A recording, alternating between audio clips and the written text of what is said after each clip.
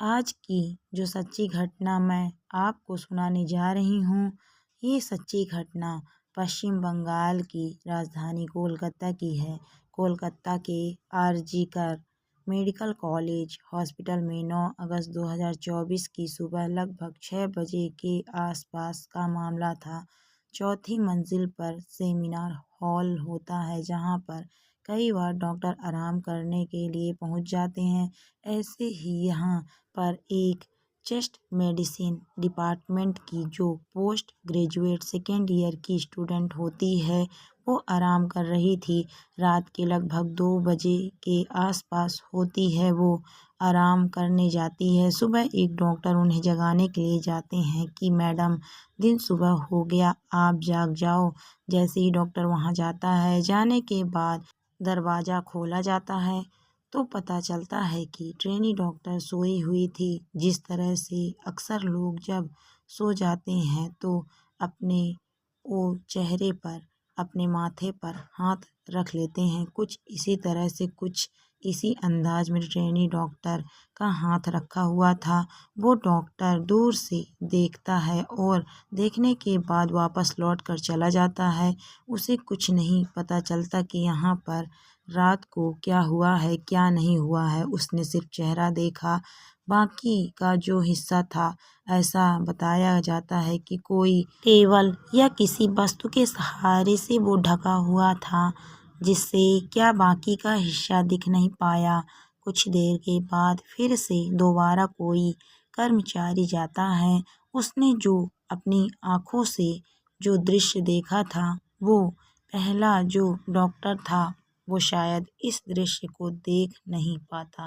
Trainee doctor खून से लथपथ थी। उनका जो शरीर था अर्ध नग्न अवस्था में था। बताया जाता है कि नीचे के हिस्से पर कोई कपड़े था ही नहीं। अब ये जो घटना की जानकारी होती है, वो धीरे धीरे पूरे हॉस्पिटल के अंदर फैल जाती है। अब जैसे ही हॉस्पिटल के अंदर फैलती है तो पता चलता है कि ट्रेनी डॉक्टर की इस तरह से हत्या कर दी गई है। बाकी किसी को कोई जानकारी नहीं थी कि इनके साथ रात में कोई रेप जैसी घटना भी हुई है। जिन लोगों तक ये बात पहुंची थी तो उतने ही पैर, उतने ही कदम चलकर सीधे सेमिनार हॉल की तरफ जा रहे थे और जा रहे थे, देख रहे थे। जैसे कि अमूमन लोगों की एक आदत होती है, पुलिस बचाने की कोशिश करती है, पीछे करने की कोशिश करती है, लेकिन हर आदमी की ख्वाहिश होती है कि वह जाकर करीब से देखें कि आखिरकार हुआ क्या है। जैसे क्या खुद वो पब्लिक के लोग इन्वेस्टिगेशन करेंगे। अब यहाँ जो क्राइम सीन था, वह पूरी तरह से बिगड़ जाता है। कई सारे लोग जाते हैं, उनके कदम के निशान भी पहुंच जाते हैं। कई लोग ऐसे भी रहे होंगे जिन्होंने अपने अपने हाथों से जो सेमिनार हॉल की जो वस्तुएं थी, उनको भी छूने की कोशिश की थी। इसीलिए यह क्राइम सीन पूरी तरह से बिगड़ जाता है। हालांकि अब यह कोई नहीं जानता मानता था कि जिस मामले को अभी बहुत ही आसानी से लिया जा रहा है, यही मामला कुछ ही देर के बाद, कुछ ही घंटों के बाद सोशल मीडिया पर तैरने लगेगा। अब इलेक्ट्रॉनिक मीडिया, प्रिंट मीडिया, हर तरह की जो मीडिया होती है, अब चाहे देश की हो या विदेश की मीडिया हो, जो इस मुद्दे पर चर्चा करेगी, कोई नहीं जानता था। यही कारण है कि इस मामले की सूचना दी जाती है प्रिंसिपल को, और प्रिंसिपल ने भी इस मामले को उतनी गंभीरता से नहीं लिया। बताया गया कि सर, फ़ोटो देखिए, इस तरह से एक घटना हुई है। जब घटना के बारे में बताया जाता है, तब डॉक्टर रियानी की जो प्रिंसिपल संदीप घोष हैं, उस फ़ोटो को देख के उनकी भी आंखें खुल जाती है। उसके बाद फिर वह आते हैं। यहाँ से 10:53 पर परिवार को सूचना दी जाती है कि तुम्हारी बेटी बीमार है। अब परिवार के जो लोग थे, वो बहुत ही डरे हुए हो गए। आगे वो सोचने पर मजबूर हो गए। रात 11 बजे तो बातचीत हुई थी, सब कुछ तो ठीक था। हॉस्पिटल के अंदर है वो, बीमार कैसे हो सकती है? उनको थोड़ी परेशानी बढ़ जाती है, इसीलिए पिता ने एक बार नहीं कई बार फ़ोन किया अपनी बेटी की हालत जानने के लिए कि बेटी कैसी है, ठीक है कि नहीं है, क्या हुआ है। उसे कई बार जब फ़ोन करते हैं तब जाकर दूसरी तीसरी बार चौथी बार में जाकर फ़ोन रिसीव हो जाता है। फ़ोन रिसीव होता है तो उधर से बताया जाता है कि आपकी बेटी ने अपनी जीवन लीला समाप्त कर ली है, वो मर चुकी है। परिवार वालों को यह बात बहुत ज़्यादा आश्चर्य में डालने वाली बात थी। माता-पिता जो आस-पास के और लोग थे वो सीधा दौड़ते हुए हॉस्पिटल पहुंचते हैं। वहां जाते हैं अपनी बेटी से मिलने, तो इसके लिए वो कोशिश कर रहे थे, लेकिन 3 घंटे तक उन्हें इंतज़ार कराया जाता है और माँ-बाप अपनी बेटी से ही नहीं मिल पा रहे थे। अब पुलिस और कुछ सूचना भी दी जाती है। प्रिंसिपल या स्टाफ के जो लोग थे वो क्या खिचड़ी पका रहे थे, शायद उनके दिमाग में चल रहा होगा कि मामला अगर इस हॉस्पिटल से बाहर जाएगा तो बहुत सारी बदनामी होगी, इसीलिए कोई ना कोई रास्ता निकालते हैं।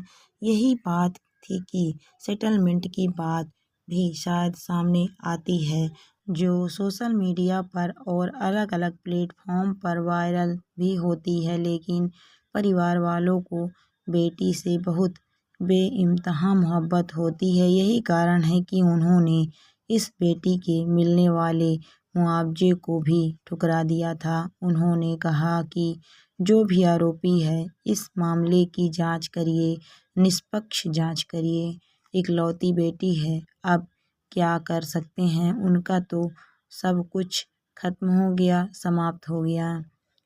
ऐसी बातचीत होती है। उसके बाद फिर पुलिस पर जब दबाव पड़ता है तो पुलिस ने सीसीटीवी कैमरे खंगालना शुरू कर दिया। अब सीसीटीवी कैमरे में खंगाला गया तो पता चलता है कि उस सेमिनार हॉल के बिल्डिंग के इर्द गिर्द चारों तरफ को 2 4 5 6 लोग थे जो आ रहे थे जा रहे थे। तभी पुलिस को लगा कि इस मामले की जांच करनी चाहिए। अब मामला पश्चिम बंगाल की सरकार तक पहुंच जाता है। एसआईटी गठन कर दी जाती है।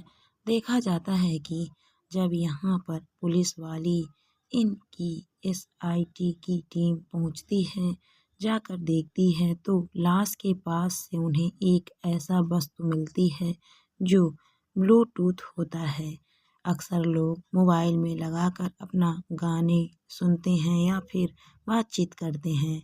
अब उसका मिलान किया जाता है कि ये ब्लूटूथ किसका है और उस ब्लूटूथ को हर किसी की फ़ोन पर कनेक्ट करके देखा गया और एक की फ़ोन से वो कनेक्ट हो जाता है तो पता चलता है एक व्यक्ति है जिसका नाम संजय राय होता है, जो कि कोलकाता की पुलिस कल्याण बोर्ड का एक सिविक वायलेंटर। हॉस्पिटल के अंदर अक्सर आना जाना होता है। वो सीसीटीवी में भी दिखाई दे रहा था और जब उसके कमरे की जहां वो रह रहा था, जहां वह जाता है, वहां की जांच पड़ताल की जाती है तो पता चलता है कि उसके शूज जो होते हैं, जूते जो होते हैं, उस पर ब्लड के निशान पाए जाते हैं। महिला डॉक्टर क्या पोस्टमार्टम कराया जाता है। पोस्टमार्टम से पता चलता है कि अब मुंह से भी खून निकल रहा है, आंखों से भी खून निकल रहा है और प्राइवेट पार्ट से भी खून निकल रहा है। शरीर के अलग अलग हिस्सों पर 16 गंभीर चोटें भी आई हैं। इसमें कि गर्दन की हड्डी भी टूट जाती है, उंगली पर भी गंभीर चोट के निशान थे और उसकी जो टांगे होती हैं तो उनके साथ भी कुछ ऐसी गंभीर चोटें पाई जाती हैं।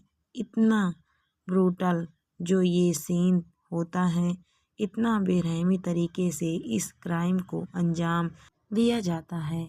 तो पुलिस अपने स्तर से जांच कर ही रही थी कि पुलिस को यह मामला 9 अगस्त 2024 को मिलता है। दोस्तों, अब 10, 11, 12, 13 अगस्त तक पुलिस इस मामले की जांच कर ही रही थी कि हाई कोर्ट ने कोलकाता ने इस मामले को संज्ञान लिया। और संज्ञान लेने के बाद संज्ञान इसलिए लिया क्योंकि याचिका दायर की गई थी परिवार की तरफ से, तो उसमें बताया जाता है कि इस मामले को कहीं ना कहीं पुलिस इतना गंभीरता से नहीं ले रही है। जाहिर सी बात तो यह है कि यही मामला नहीं, पुलिस चाहे कोलकाता की हो, पुलिस चाहे दिल्ली की हो, पुलिस चाहे उत्तर प्रदेश की हो, महाराष्ट्र की हो या फिर बिहार की हो, मध्य प्रदेश की हो, राजस्थान की हो, किसी भी प्रदेश की पुलिस हो, वह हर मामले को शुरुआत में ऐसे ही लेती है। उसे यह नहीं मालूम होता है कि कौन सा मामला इतना ज़्यादा हाईलाइट हो जाएगा। यही कारण है कि पुलिस ने इस मामले को इतनी आसानी से लिया। यही कारण है कि पुलिस ने कोई डायरेक्शन नहीं दिए।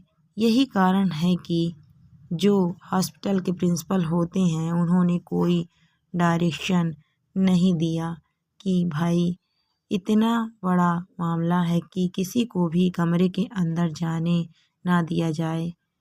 यही कारण है कि क्राइम सीन को पूरी तरह से बिगाड़ के रख दिया गया। अब 14 तारीख को सीबीआई इस मामले की जांच पड़ताल करना शुरू कर देता है।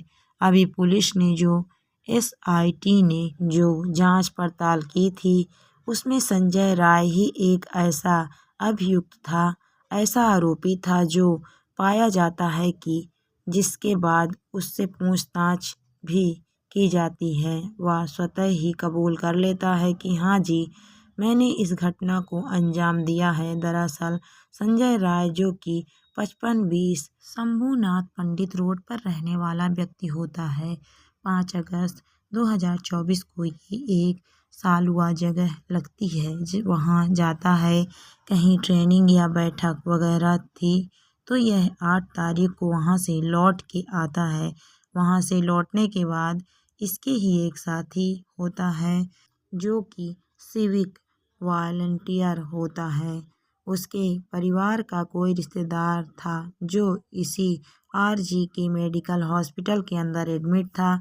यह 2 बार चक्कर लगाता है, एक बार तो अपने दोस्त के इस रिश्तेदार को देखने के लिए जाता है, दूसरा फिर किसी और व्यक्ति को देखने के लिए जाता है, क्योंकि अक्सर वह हॉस्पिटल के अंदर ही रहता है।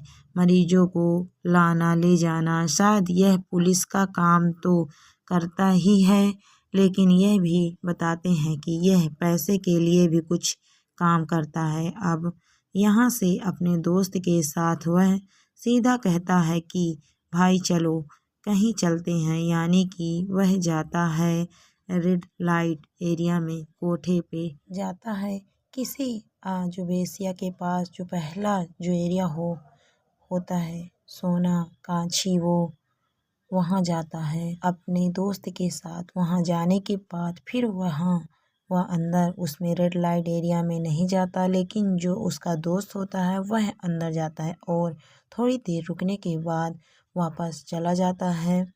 दूसरी जगह लगती है चेतला में वेश्यावृत्ति का काम होता है। यह भी एक रेड लाइट एरिया है। यहाँ जो उसका सिविक वॉलंटियर दोस्त होता है संजय राय का, वह जाता है और जाकर वापस लौट कर आ जाता है, यानी कि संजय राय नहीं जाता। ऐसी जांच पड़ताल में सामने आया है। लेकिन जब यह वापस आ रहे हैं तो रास्ते में एक महिला मिलती है। उस महिला की तरफ से इसने अश्लील काम करना शुरू किया। यह समझ रहा था कि यह शायद यह भी कोठे पर काम करने वाली कोई वेश्या होगी, लेकिन उस लेडीज़ ने इसे झाड़ दिया, इसे कुछ उल्टा सीधा जवाब दिया। तब यह शांत हो जाता है।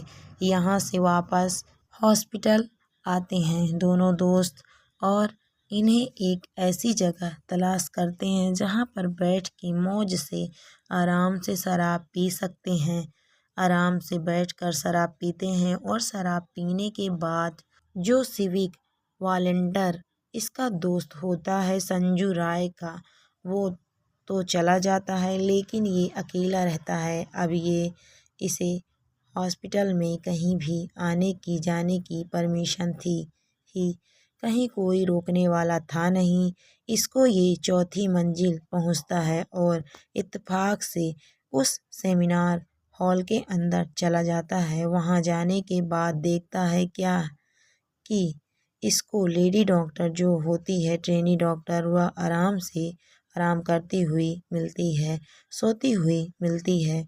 वहाँ जाता है, उनके साथ इसने जो भी किया है वह पोस्टमार्टम रिपोर्ट से और तमाम अखबारों तमाम टेलीविज़न पर जो एक रिपोर्ट आती है कि जिस तरह से उन्हें मारा गया, पीटा गया, उनके साथ बलात्कार किया गया। जब सीबीआई इससे पूछताछ कर रही थी तो यह अपने सवालों के जवाब में कह रहा था कि साहब मुझे तो यही नहीं मालूम कि जब उसका बलात्कार कर रहा था तो वह जिंदा थी या मर चुकी थी, क्योंकि उसको उसने इतनी बुरी तरह से बताता है कि उसकी जो गर्दन थी जैसे वो चीखने चिल्लाने की कोशिश कर रही थी, तो उसने बहुत ताकत के साथ उसको पकड़ लिया था और यही कारण है कि उसकी हड्डी टूट जाती है। ये बॉक्सर होता है, ट्रेंड बॉक्सर होता है। कोई महिला, क्योंकि वैसे भी डॉक्टर है, पढ़ी लिखी लेडी है, ताकत का तो कोई मामला ही नहीं बनता। इसने जिस तरह से उनके साथ ज़बरदस्ती की होगी, उन्होंने विरोध किया होगा, उन्होंने आखिरी दिन तक लड़ने की कोशिश की होगी, तो जिस तरह से इसने अपनी बॉक्सिंग का सहारा लिया होगा, जाहिर सी बात है उसे पता चल ही जाता है। लेकिन यह सब होता है और देश इस मामले पर पल पल की नज़र बनाए हुआ है। हर कोई यह जानना चाहता है कि आखिरकार उस दिन क्या हुआ था, क्या नहीं हुआ था। पहले तो इस मामले को हाई कोर्ट ने संज्ञान लिया एक याचिका के माध्यम से, फिर इसे सुप्रीम कोर्ट ने संज्ञान लिया और संज्ञान लेने के बाद यह जानना चाहा कि आखिरकार पुलिस ने क्या जांच पड़ताल की है।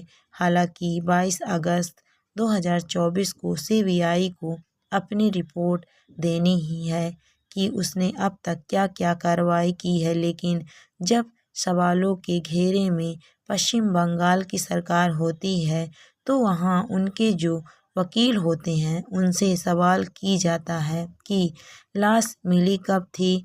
बताते हैं 6 बजे लाश मिली थी। अच्छा, तो पोस्टमार्टम कब कराया गया था? तो बताया जाता है कि पोस्टमार्टम 2 से 4 बजे के आसपास तक, 2 घंटे के आसपास ये पोस्टमार्टम हुआ है। सवाल यह भी किया जाता है कि जब माँ और पापा, उसके पिता, अपनी बेटी से मिलने के लिए आते हैं तो 3 घंटे तक उन्हें क्यों बैठा के रखा गया? क्या मंशा थी? क्या मंशा थी कि आपने जो प्रिंसिपल साहब होते हैं उन्होंने अगर नैतिकता के आधार पर इस्तीफ़ा दे दिया था तो उन्हें इतनी जल्दी चार्ज देने की ज़रूरत क्या थी? जब इस तरह के सवाल किए जाते हैं, साथ ही यह पूछा जाता है कि तुमने परिवार को उनकी बेटी कब सौंपी, यानी कि जो उनकी पोस्टमार्टम हो जाता है तो उसकी लाश को कब सौंपा? तो बताते हैं कि 8:30 बजे के आसपास सौंप दिया था। तो अब एफआईआर कब दर्ज कराई? तो एफआईआर के बारे में बताया जाता है कि 11 बजे उसी रात, यानी कि 9 अगस्त 2024 की रात 11:45 पर एफआईआर, पहले उन्होंने एक साधारण से एक एफआईआर दर्ज कर ली थी, ऐसा उन्होंने दावा किया है। लेकिन जो मुख्य एफआईआर थी वो पोस्टमार्टम रिपोर्ट होने के बाद दर्ज की जाती है।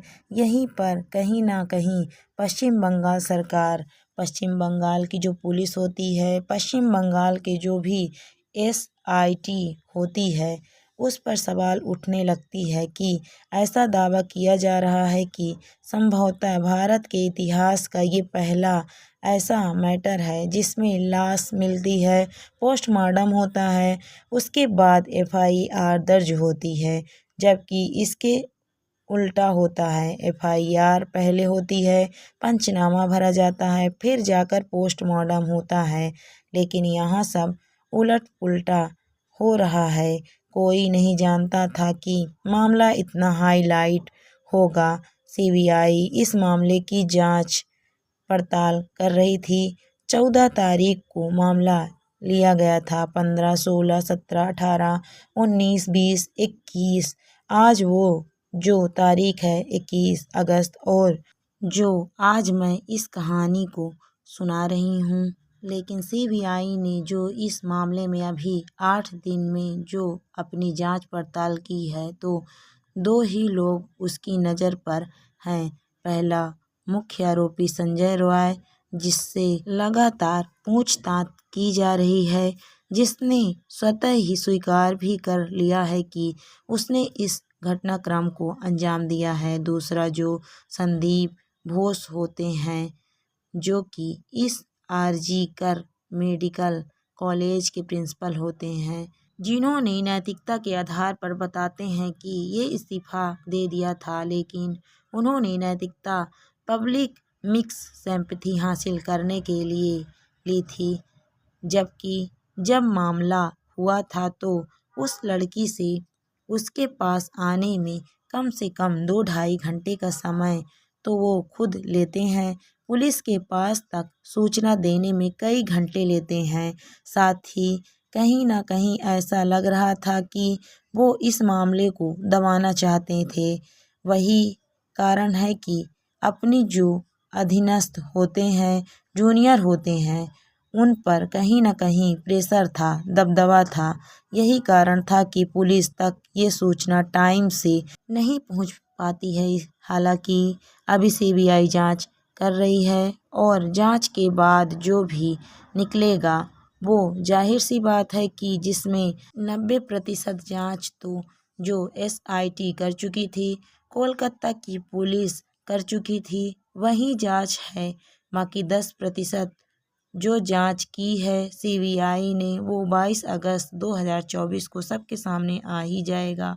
साथ ही साथ पोलोग्राफी टेस्ट कराने की बात आई है। संजय रॉय की पोलीग्राफी कराने का मतलब यही है कि जो इसने अभी तक बोला है, कितना सच है, कितना झूठ है, क्या नहीं है, उसके बारे में भी बात चल रही है। लेकिन अगर हम अगली बात करें तो CCTV कैमरे में जो जाते हुए दिखाई देते हैं, वो एक ही व्यक्ति जाता हुआ दिखाई देता है, संजय रॉय, और वही निकलता हुआ दिखाई देता है, और इसके अलावा और कोई CCTV वहाँ पर है भी नहीं।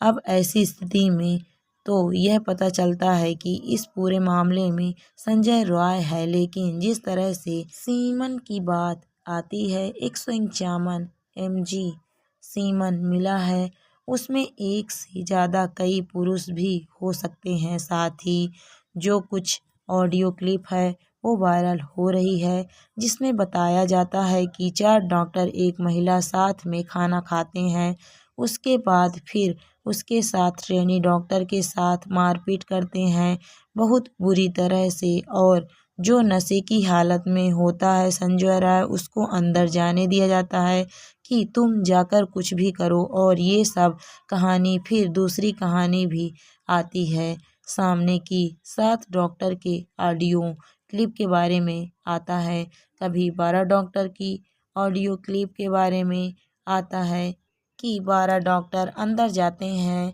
और वो उनके साथ ऐसा करते हैं, वैसे करते हैं। लिखने वाले ने बाकायदा CBI को टैग भी किया है कि इस मामले में जो चल रहा है इसकी भी आप जांच पड़ताल करिए, इसकी भी आप जांच देखिए कि आखिरकार होता क्या है। अब ऐसी स्थिति में ये पूरा किस्सा, पूरी कहानी है।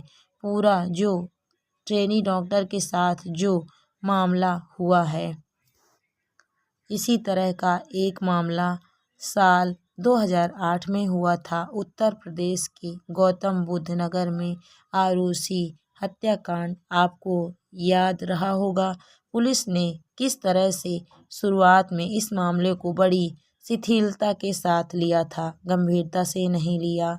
जिस साइंटिफिक तरीके से इस मामले की जांच करनी चाहिए थी, जिस तरह से एक एक सबूत को जुटाना चाहिए था, तो उत्तर प्रदेश पुलिस ने आरुषि हत्याकांड में इस मामले की जांच पड़ताल नहीं की और यह मामला बहुत तेजी के साथ उन दोनों हाईलाइट हुआ था, जैसे आज ट्रेनी डॉक्टर के साथ हो रहा है। इसके बाद यह मामला सीबीआई को सौंप दिया जाता है। सीबीआई इस मामले की जांच पड़ताल करती है। अब जांच पड़ताल करने के बाद तो कभी तो लगता है कि माता पिता ने इस लड़की की हत्या की थी और कभी लगता है कि किसी ने हत्या की थी, लेकिन यह मामला आज भी कहीं ना कहीं पहेली बना हुआ है, अनसुलझा सा दिखाई देता है। जिस तरह से अब आगे भविष्य में क्या होगा, कहीं ऐसा तो नहीं ये जो पूरा मामला है ट्रेनी डॉक्टर का, कहीं आरुषि हत्याकांड की तरफ तो नहीं जा रहा है कि पता तो चलेगा कि हाँ संजय रॉय है, उसके साथ कितने लोग थे, कितने नहीं थे, किसने इस घटनाक्रम को अंजाम दिया, कौन कौन इसके पीछे थे, क्या चीज़ थी जिसको छुपाने की कोशिश की जा रही थी, क्या ध्येय था प्रिंसिपल का, क्या ध्येय था बाकी डॉक्टरों का, कितने सारे इसमें राज हैं, क्या वो सामने आ पाएंगे, नहीं आ पाएंगे। अगर ये जिस तरह से मामला चल रहा है, जिस तरह से सीबीआई ने और पुलिस ने जांच की है, तो आरुषि हत्याकांड की याद दिलाता है और बाकी इनकी पुलिस के और सीबीआई की अपनी बात है कि वो आखिरकार सही जगह पहुंच भी जाएंगे, नहीं पहुंचेंगे, कुछ कहा नहीं जा सकता। दोस्तों, जाते जाते मतलब आज इस घटनाक्रम को सुनाने का उद्देश्य है कि किसी को परेशान करना नहीं है, किसी का दिल दुखाना नहीं है, बल्कि आपको जागरूक करना है, आपको सचेत करना है और उस लेडी डॉक्टर के इंसाफ के लिए ये वीडियो आपके साथ शेयर की जा रही है, ताकि उसको इंसाफ मिले और अच्छे से जांच पड़ताल हो और इंसाफ मिले। न्याय के लिए ये वीडियो बनाई गई है।